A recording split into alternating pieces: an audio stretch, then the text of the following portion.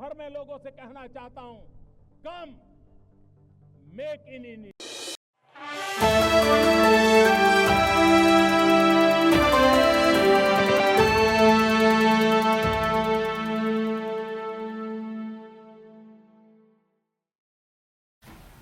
My warmest greetings. आज मैं जो कहना चाहता हूं यहां पर हिंदी में बोलूंगा और फिर थोड़ा अंग्रेजी में मैं बोलूंगा, थोड़ा आउट ऑफ प्रैक्टिस हूं हिंदी का। एक ऑर्गेनाइजेशन है हमारे देश में, 1941 में फाउंडेड एक ऑर्गेनाइजेशन है। काफी साल से उस ऑर्गेनाइजेशन के बारे में लोग कहते थे कि वो बहुत डेंजरस ऑर्गेनाइजेशन है, एंटी नेशनल ऑर्गेनाइजेशन है। 2018 में कांग्रेस के एक मुख्यमंत्री उमन चांडी जी ने कोर्ट में कहा था इस ऑर्गेनाइजेशन के बारे में कि ये बहुत ही डेंजरस ऑर्गेनाइजेशन है और एंटी नेशनल ऑर्गेनाइजेशन है। उस ऑर्गेनाइजेशन का नाम है जमाते इस्लामी, और इस जमाते इस्लामी के कोर आइडियोलॉजिकल इंटरेस्ट हैं एंटी सेक्युलरिज्म, ये इनका भाषा है, ये मैं नहीं कह रहा हूं, वो सेक्युलरिज्म के अगेंस्ट हैं, डेमोक्रेसी के अगेंस्ट हैं। ये उनके ही कहे हुए वर्ड्स में आपको सुना रहा हूं, और ये इस्लामिक गवर्नेंस में मानते हैं। इस ऑर्गेनाइजेशन का नाम है जमाते इस्लामी। बहुत सालों तक देश के मेन स्ट्रीम राजनीति में और पॉलिटिक्स से बाहर रखा गया था, क्योंकि जैसे मैंने कहा कांग्रेस के लोग भी इसको एक डेंजरस ऑर्गेनाइजेशन मानते थे। लेकिन पहली बार राहुल गांधी के पुराने कॉन्स्टिट्यूएंसी और प्रियंका गांधी के आज के कॉन्स्टिट्यूएंसी वायनाड में जो निलंबुर बाय इलेक्शन हुआ, उसमें पहली बार कांग्रेस ने खुल के फॉर्मली जमाते इस्लामी के सपोर्ट उन्होंने लिया, प्रचार हुआ और वहां पर वो इलेक्शन जीते। ऐसे बेशर्मी, कांग्रेस एक बेशर्म पार्टी है, इसके बारे में देश में कोई दो राय नहीं है। लेकिन एक साथ वो कॉन्स्टिट्यूशन हाथ में पकड़कर घूमते हैं, सेक्युलरिज्म की बात करते हैं, देश के कॉन्स्टिट्यूशन और देश के कॉन्स्टिट्यूशन अंडर थ्रेट कहते हैं, बीजेपी को कम्युनल पार्टी का एक प्रोपेगेंडा चलाते हैं। लेकिन सच यह है कि जो प्रोस्क्राइब्ड एंटी नेशनल पार्टीज हैं, proscribed anti democracy, anti constitution parties हैं, उनके साथ ये जो अपॉर्चुनिस्टिक पॉलिटिक्स इस देश में कांग्रेस पार्टी और इंडी अलायंस ही करते हैं। हाल ही में खरगे साहब ने कहा कि आप ये 50th एनिवर्सरी इमरजेंसी के क्यों मना रहे हैं, लोग भूल गए हैं। लेकिन ये एक बहुत महत्वपूर्ण सबूत भी है और कारण भी है कि आज भी कांग्रेस पार्टी उनके डेस्परेट राजनीति, किसी तरह से जीतने की राजनीति के लिए Indian constitution, Indian secular values, Indian democracy के साथ खिलवाड़ करता है। तो लोग इमरजेंसी के बारे में न भूलें, और आज जो हो रहा है, कांग्रेस और इंडी अलायंस जो कर रहा है, उसको याद दिलाने के लिए ही भाजपा इमरजेंसी के बारे में और ऐसे जो एंटी नेशनल एलिमेंट्स के साथ राजनीति कर रहे हैं और जमाते इस्लामी जैसे जो संगठन को मेन स्ट्रीम पॉलिटिक्स में लाने की कोशिश कांग्रेस कर रहा है, इसका खुलासा हम कर रहे हैं। मैं आपको यह भी बता दूं कि आज तक जमात के साथ, जमाते इस्लामी के साथ जो उनके गठबंधन होते थे, उनका जो अलायंस होता था, वो सीक्रेट होता था। थोड़ा शर्म कांग्रेस में और इंडिया अलायंस के पार्टनर्स में होता था, वो खुलेआम बाहर नहीं आते थे इसके बारे में। लेकिन पहली बार वायनाड और निलंबूर के इस बाई इलेक्शन में कांग्रेस ने इनके दबाव के कारण, जमात के दबाव के कारण ओपनली इस अलायंस के बारे में अनाउंस किया है। जमात इस्लामी के हेड जो हैं, अलग अलग पॉलिटिकल पार्टीज के हेड होते हैं, जनरल सेक्रेटरी होते हैं, प्रेसिडेंट होते हैं, लेकिन जमात इस्लामी के हेड का टाइटल का नाम है अमीर। अमीर जमात इस्लाम के अमीर जो हैं, उनका नाम है मुजीब रहमान। और उन्होंने एक स्टेटमेंट हाल ही में डाला है कि देश में कोई भी ऐसा पार्टी नहीं है जिन्होंने जमात का मदद नहीं लिया हो, और केवल एक ही पार्टी है जो जमात के साथ या जमात का उन्होंने मदद नहीं लिया है, वो है भाजपा, भारतीय जनता पार्टी। इन्होंने कहा ये, यानी कि लेफ्ट हो या आरजेडी हो या जो भी ये नमाजवादी पार्टीज हों, सभी ने जमात और इसी तरह के ऑर्गेनाइजेशन का सहारा लेकर वो अपना राजनीति करते हैं।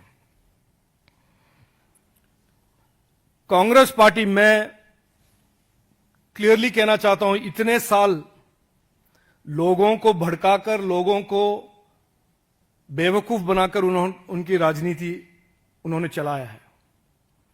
आज बाकी सब लोग, बाकी सब कम्युनिटीज जाग चुके हैं और उनका एकमात्र स्ट्रैटेजी है कि मुस्लिम कम्युनिटी के साथ तुष्टीकरण की राजनीति करें, उनको बेवकूफ बनाएं, उनको डराएं।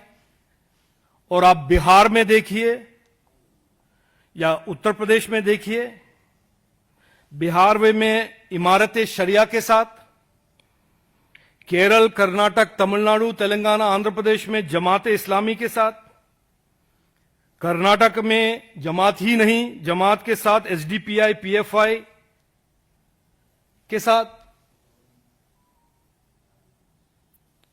उनका राजनीति चल रहा है। और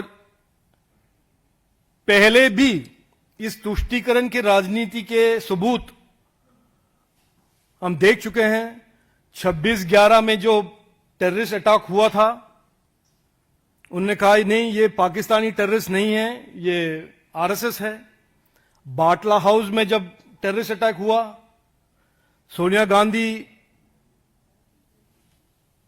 एक खटाखट से डिफेंड करने के लिए और जस्टिफाई करने के लिए निकली। पुलवामा में जो टेररिस्ट अटैक हुआ, उन्हें कहा नहीं, बीजेपी ने करवाया है। पहलगाम में जब टेररिस्ट अटैक हुआ, रॉबर्ट वाड्रा ने कहा कि ये इसका जस्टिफिकेशन 370 का रिपील। तो हर बार कांग्रेस की भाषा जो है, मैं आपको एक और उदाहरण देता हूं। जब हमास के लीडर्स हमारे केरल में बच्चों को रेडिकलाइज करने के लिए उन्होंने एक वीडियो कॉन्फ्रेंस में एक प्रोग्राम किया, और जब हमने, भाजपा ने उसको अपोज करने की कोशिश की, तो कांग्रेस के एक एमपी राजमोहन उनिता ने कहा कि टेररिस्ट आर फ्रीडम फाइटर्स। और यही भाषा सालों से पाकिस्तान ने पाकिस्तानी टेररिज्म को जस्टिफाई करने के लिए यूज किया है। तो कांग्रेस का जो हाल है अभी, और इंडिया अलायंस का जो हाल है, उत्तर प्रदेश में हो या बिहार में हो या केरल में, और केरल में तो राहुल गांधी और प्रियंका गांधी के कॉन्स्टिट्यूंसी में ये हो रहा है। मैं मेरे फुल रिस्पॉन्सिबिलिटी के साथ कहना चाहता हूं कि एक बेशर्मी की राजनीति का एक हद है ये। उनके पास एक हाथ में कॉन्स्टिट्यूशन, मुंह में सेक्युलरिज्म, लेकिन राजनीति करते हैं जमाते इस्लामी के साथ।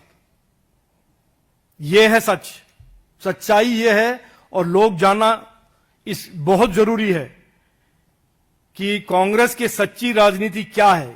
इस बेशर्म राजनीति के पीछे उनके तुष्टीकरण और उनका डेस्परेशन है, क्योंकि विकास के बारे में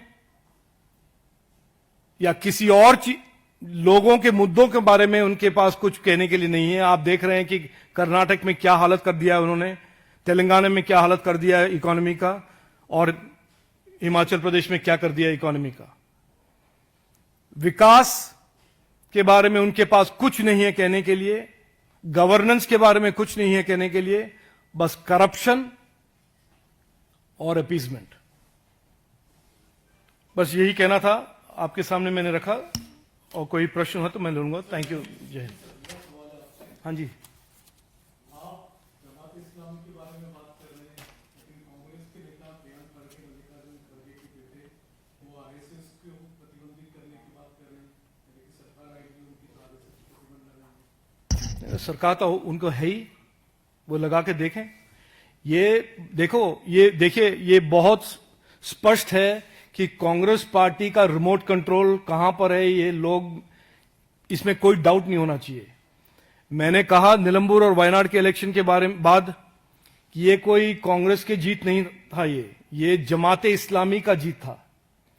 और ये जो हो रहा है बहुत ही डेंजरस ट्रेंड है कि ऐसे anti national, anti secular, anti constitution forces को कांग्रेस मेन स्ट्रीम पॉलिटिक्स में लेकर कांग्रेस पार्टी का जो रिमोट कंट्रोल उनके हाथ में दे रहे हैं। जो कर्नाटक में हो रहा है, मुस्लिम रिजर्वेशन कहो या एंटी आरएसएस का जो प्रोपेगेंडा वो चला रहे हैं, ये इसका एकदम सबूत है। तो अगर प्रियंक खड़गे को कुछ करना है और लोगों को भड़काना है, मुस्लिम कम्युनिटी को बेवकूफ बनाना है, वो करे। एक तरह से प्रियंक खड़गे का जो बयान है, खड़गे साहब का जो प्रश्न था 4 दिन पहले कि आप इमरजेंसी को आज भी लोगों के सामने क्यों रख रहे हैं, क्यों याद दिला रहे हैं, बाप ने पूछा, बेटे ने आंसर दे दिया। हाँ जी। समाजवादी पार्टी के पूर्व सांसद हैं एसटी हसन, उन्होंने ये कहा है कि कांवड़ यात्रा के दौरान जो नेम प्लेट चेक की जा रही है, वहां पर कर्मचारी काम करते हैं, उनको चेक किया जा रहा है, उसकी तुलना सीधे पहलगाम में जो आतंकी हमला हुआ था उससे कर दी कि जो लोग ये करें वो भी आतंकी हैं। देखिए, मैंने पहलगाम के बाद जब हमारे बहुत ही senior political leader Robert Vadra ने उसके बारे में टिप्पणी किया कि ये इसका कारण पाकिस्तानी टेररिज्म नहीं है लेकिन 370 का रिपील है, मैंने तब कहा था, और उनके साथ हमारे कम्युनिस्ट कॉमरेड एमए बेबी ने भी कहा यही बात। ये समझते हैं कि पाकिस्तानी टेररिस्ट और इंडियन मुस्लिम कम्युनिटी दोनों एक हैं। मैं बहुत ह्यूमिलिटी और रिस्पॉन्सिबिलिटी के साथ कहना चाहता हूं कि जो भारतीय हैं, भारतवासी हैं, हिंदू हो, क्रिश्चियन हो, मुस्लिम हो, सभी यही चाहते हैं कि टेररिज्म को डिफीट किया जाए। लेकिन इनका जो राजनीति है, मुस्लिम कम्युनिटी को भड़काकर ऐसे उनके मन में पॉइजन डालना कि जब भी कोई टेररिज्म के अगेंस्ट बात करें वो एंटी मुस्लिम रेटरिक है, इसीलिए लोग उससे भड़कने चाहिए, ये कहना चाहते हैं वो। देखिए, इनका आज भी अगर आप किसी से भी पूछिए, मुस्लिम कम्युनिटी के लिए अगर किसी ने कुछ काम किया है वो भारतीय जनता पार्टी और नरेंद्र मोदी जी ने किया है। इनका जो राजनीति है, तुष्टीकरण का राजनीति है, मुस्लिम कम्युनिटी को भड़काने की राजनीति है और टेररिज्म को जस्टिफाई करने की राजनीति है। ये जमाते इस्लामी की राजनीति करते हैं, ये इमारत शरिया की राजनीति करते हैं, ये एसडीपीआई पीएफआई की राजनीति करते हैं, ना कि मुस्लिम कम्युनिटी का। और कुछ? Sir, you know what's happening in Karnataka? A phone call has gone viral where the Congress India Party has spoken about how he's disappointed what's happening. He was the one who made Siddaramaiah, made Sonia Gandhi. How do you see this, the power politics and Congress versus Congress happening in Karnataka? No, this is exactly the point I am making, Mohit, that Congress party today is reduced to a party. Look, since 1941, Jamaat-e-Islami existed in this country. But why has Jamaat-e-Islami suddenly in the last 15 years risen to prominence in national politics? Why is Jamaat-e-Islami today dictating what Congress's politics is about? Why is Imarat-e-Sharia deciding what India Alliance's politics in Bihar is? It is because this party, this Congress party, which used to be once upon a time India's largest national party, has nothing to offer for the people of India, people of Bihar, people of Karnataka. They represent today, and I say this with the fullest responsibility, they represent corruption and appeasement. These are the twin planks on which Congress's political strategy under Rahul Gandhi is based on, was based on, is based on, and will continue to be based on. The Karnataka economy is in shambles. The ministers in Karnataka themselves are saying there is no money for development.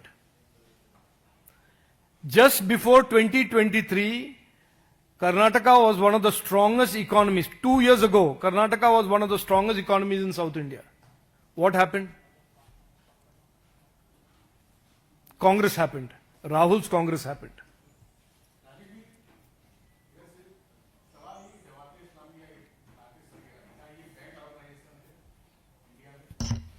देखिए, ये band organisation, हम एक organisation को ban करते हैं तो ये दूसरे रूप में आते हैं।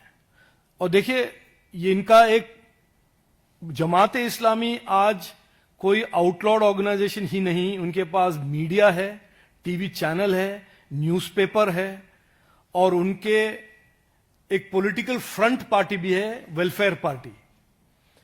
लेकिन इसमें कोई डाउट नहीं है, कोई भी किसी के पास कोई एम्बिग्यूटी नहीं होना चाहिए कि है कौन इसके पीछे, जमात-ए-इस्लामी। तो इन लोगों ने आप तो जानते ही हैं ना, सिमी पहले होता था, सिमी का एक दूसरा मॉडल ऑर्गेनाइजेशन बन जाता है। तो बैनिंग से क्या होता है, एक ऑर्गेनाइजेशन बैन हो जाता है और लेकिन वो बनाते हैं दूसरा तीसरा ऑर्गेनाइजेशन। और आज तक ये सबसे डेंजरस ट्रेंड जो है, आज तक ये जो थे सीक्रेटली ऑपरेट करते थे, शैडोज में ऑपरेट करते थे। इनके जो पॉलिटिकल अलायंस है, जो इनके अमीर ने कहा, सभी पॉलिटिकल पार्टीज इनके हेल्प ले चुके हैं, मदद ले चुके हैं, लेकिन किसी को पता नहीं है। ये पहली बार प्रियंका गांधी वाड्रा के कॉन्स्टिट्यूएंसी वायनाड में जो निलंबुर बाई इलेक्शन हुआ है, इनकी बेशर्मी देखिए।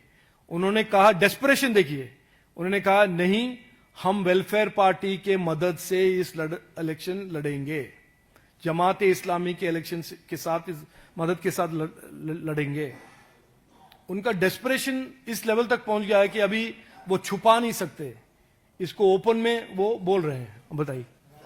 अभी बिहार में चुनाव की तारीखों का ऐलान नहीं हुआ, लेकिन उससे पहले ही तेजस्वी यादव कह रहे हैं कि जो वक्फ अमेंडमेंट एक्ट है उसको पूरे दान में फेंक देंगे, बिहार में इंप्लीमेंट नहीं होगा। सर, इसी में मैं ऐड कर रहा हूँ कि ऐसा लग रहा है कि इंडी गठबंधन के जो सहयोगी हैं उनमें मुस्लिम अपीलमेंट की एक होड़ है। कांग्रेस को लगता है कि उस पर अब बाकी क्षेत्रीय दल।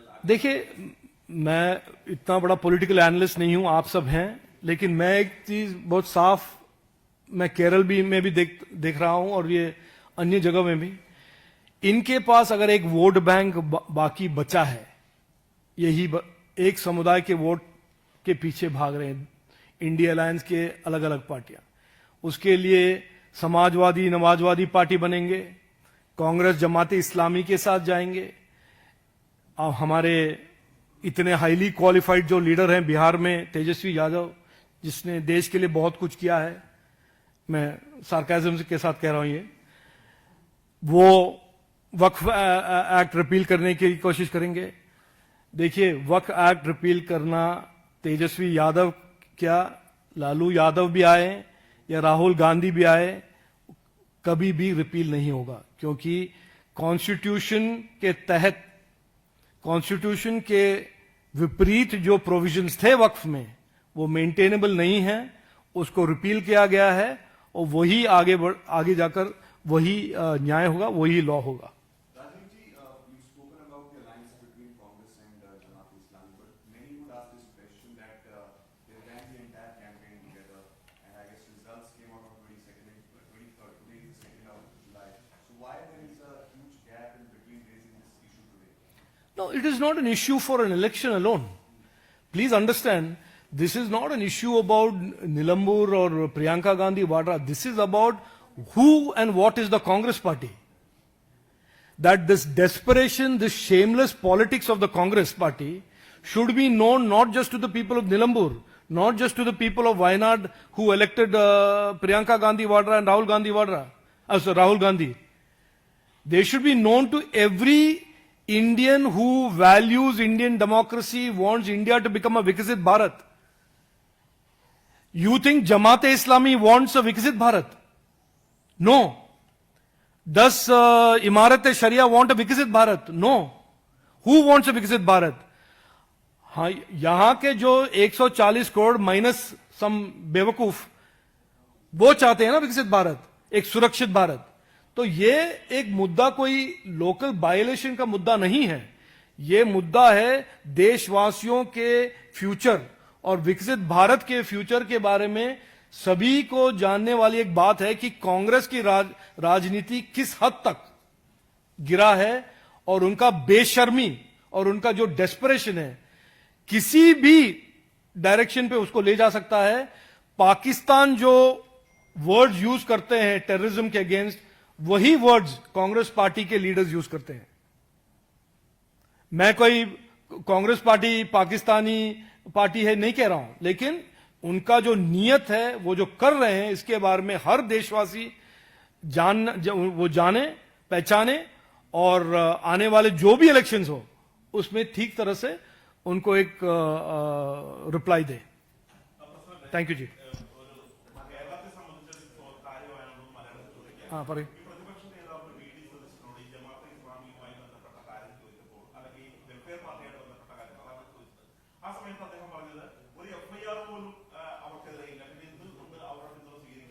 അല്ല, ഇവർക്ക് വായിക്കാനറിയില്ലേ? ഇംഗ്ലീഷും ഹിന്ദിയും വായിക്കാറില്ലേ? അവരുടെ ഐഡിയോളജി അല്ലേ അത്? അവരുടെ അഗേൻസ്റ്റ് FIR ഇടുന്ന ആവശ്യമുണ്ടോ? ഇതെന്താ നിങ്ങൾ ചോദിക്കുന്നത്? ഇങ്ങനെ ഞങ്ങളെ വിഡ്ഢിയാക്കാൻ നോക്കുകയാണോ? അല്ല, VD സതീശൻ എന്നും പറയട്ടെ, ഇതല്ല സത്യം. ജമാഅത്തെ ഇസ്ലാമി പറയുന്നു ഞങ്ങൾ ശരിയ ലോ കൊണ്ടുവരാൻ ആഗ്രഹിക്കുന്ന പാർട്ടിയാണ്, ഞങ്ങൾ ആന്റി സെക്യുലർ പാർട്ടിയാണ്, ഞങ്ങൾ ആന്റി ഡെമോക്രസി പാർട്ടിയാണ്. എന്നിട്ടാണ് കോൺഗ്രസ് ഒരു കയ്യിൽ കോൺസ്റ്റിറ്റ്യൂഷൻ വേവ് ചെയ്തിട്ട് ഇവരുടെ ഒപ്പം അലയൻസ് ചെയ്യുന്നത്. അതൊരു എറ്റത്താപ്പല്ലേ? അതൊരു ഹിപ്പോക്രസി അല്ലേ? പറയട്ടെ അവര് ഞങ്ങൾ ഹിപ്പോക്രസി പാർട്ടിയാണെന്ന്. ഞങ്ങൾ ജമാഅത്തെ ഇസ്ലാമിന്ന് ജയിലയക്കാനല്ല പറഞ്ഞ്. ഞങ്ങൾ പറഞ്ഞെന്താണ്? ഇവര് രാഹുൽ ഗാന്ധി ഇവിടെ ജനങ്ങളെ വിഡ്ഢിയാക്കാൻ കോൺസ്റ്റിറ്റ്യൂഷൻ വേവ് ചെയ്യുക. സെക്യുലറിസം ആരാണ് വർഗീയവാദി പാർട്ടി? BJP ആണ് വർഗീയവാദി പാർട്ടി. ആരാണ് ഇവിടെ ആന്റി സെക്യുലർ വിശ്വസിക്കുന്ന പാർട്ടി? ജമാഅത്തെ ഇസ്ലാമി അല്ലേ? അതിനെക്കുറിച്ച് ചോദിക്കൂ. നിങ്ങൾ എന്തുകൊണ്ട് ഒരു കയ്യിൽ കോൺസ്റ്റിറ്റ്യൂഷൻ വേവ് ചെയ്യുന്നു, ഒരു വായന നമ്മൾ സെക്യുലറിസം വിശ്വസിക്കുന്ന അല്ല. ഇതാണ് ചോദിക്കേണ്ടത്. അവര് ജയിലിൽ പോയില്ല എന്നോ അവര് കേസ് ഫയൽ ചെയ്തതിന് ലെഫ്റ്റും കോൺഗ്രസും ഉണ്ടാവുന്ന സമയത്ത് എങ്ങനെയാ അവരെ കേസ് ഫയൽ ചെയ്യുന്നത്? കർണാടകയിലെ SDPIന്റെ കേസ് 100 കൂടുതൽ കേസ് സിദ്ധരാമയ്യ വിഡ്രോ ചെയ്തല്ലേ? ആരാണ് കേസ് ഫയൽ ചെയ്തത്? NIA. ലോ ആൻഡ് ഓർഡർ ഒരു സ്റ്റേറ്റ് സബ്ജക്റ്റ് ആണ്. നിങ്ങൾ ഇതെല്ലാം ഒന്ന് മനസ്സിലാക്കി സതീശൻജിയോട് ചോദിക്കുകയാണെങ്കിൽ ഇത് മനസ്സിലാക്കി ചോദിക്കണം.